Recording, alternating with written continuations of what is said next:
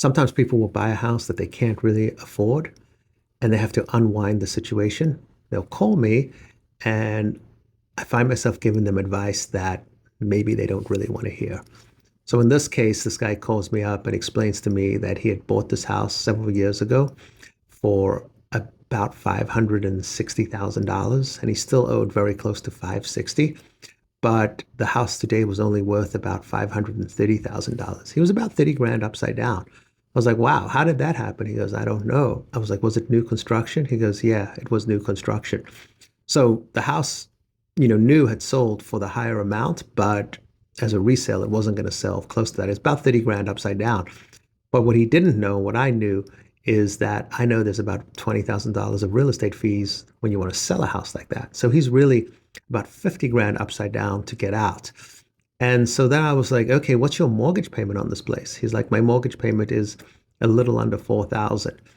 And he'd given me the address and I'm looking at the estimates of rent. And I realized that the max he's going to be able to rent this thing out max is about $3,800. He's going to have to, if he rented it, he's going to take it about a $200 a month loss.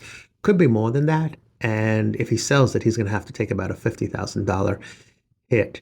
So I just said to him, I was like, I think your best option is probably to rent that house out. And when I say rent that house out, that means that you're going to be losing $200 to $400 a month.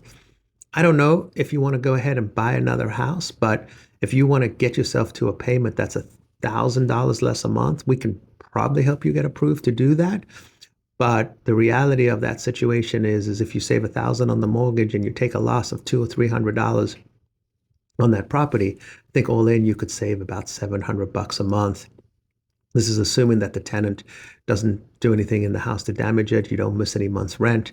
So that's a pretty brutal situation. He says to me, well, what do you think I should do?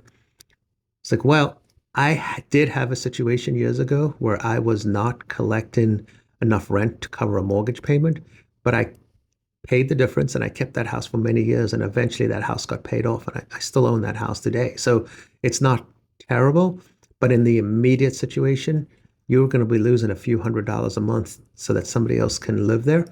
Or the other option would be is you're going to have to come up with 50 grand to get out of that situation, which I know you don't have. The third option would be to do a short sale on that property, but that's just going to bang up your credit and really you're going to have to go rent for several years. I mean, that is an option, but I wouldn't be one that I would recommend. I think it's taking a few $100 a month loss and moving forward from there.